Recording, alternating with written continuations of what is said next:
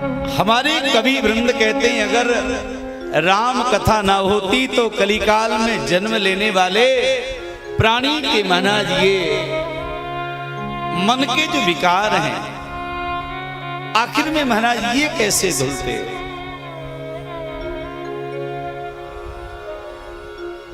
और आदरणीय प्यारे सज्जनों, कलिकाल के लोगों के उद्धार के लिए भगवान की कथा, ये राम कथा ही सुदृढ़ नौका के समान है। भैया जिस प्रकार से नाव में बैठकर के नदी को पार किया जा सकता है, उसी प्रकार से इस भवसागर से पार होने के लिए भगवान की जो कथा है, ये भगवान की कथा सुदृढ़ नौका के समान है। आदरणीय प्यारे सज्जनों,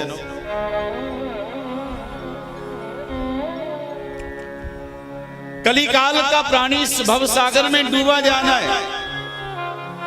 हम जिस संसार में रह रहे हैं ये भवसागर है, संसार सागर है। और संसार सागर से जीव मात्र को पार करने के लिए भगवान की कथा एक सुदृढ़ नौका के समान है।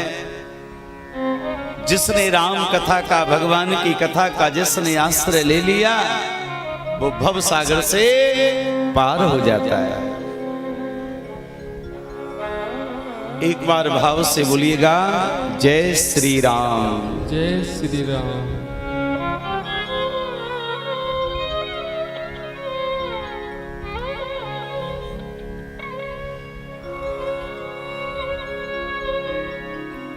गोस्वामी तुलसीदास जी महाराज वर्णन कहते हैं,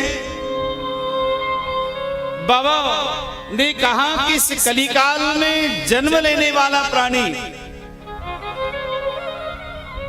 आप ये ना समझें कि कलयुग में हमने जन्म लिया है, कलयुग में भजन नहीं हो पाएगा।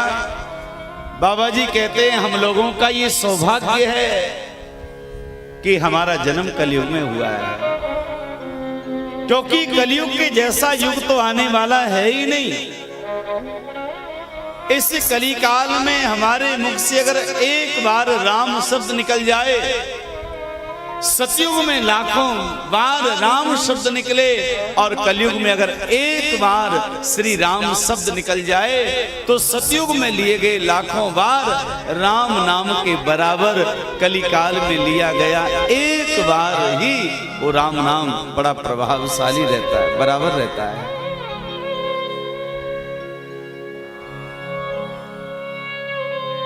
इस कलयुग में हमारे द्वारा किया गया कोई सत्कर्म, कोई पुण्य कर्म, भैया अनंत गुना पुण्य फल प्रदान करने वाला होता है। अगर कलिकाल में कथा का भी हम श्रवण कर रहे हैं, अनंत गुना पुण्य फल मिलेगा। भजन करते हैं, भजन का भी पुण्य अनंत गुना होता है।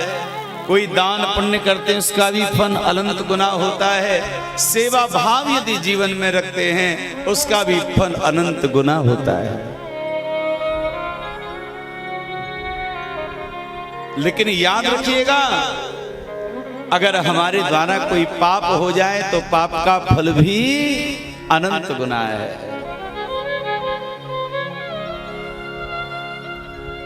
तो इस कलिकाल में जितना हो सके भगवान का नाम हमारी वाणी से निकलना चाहिए, पाप से बचना चाहिए, भगवान के भजन में तल्लीन होना चाहिए। ये राम कथा हमको ज्ञान दे रही है।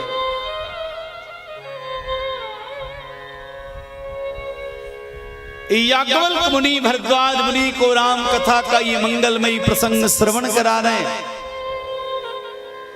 और उसी पावन प्रसंग में हम आप सब लोग मिलकर के कल शिव और पार्वती विवाह का आनंद प्राप्त कर रहे थे।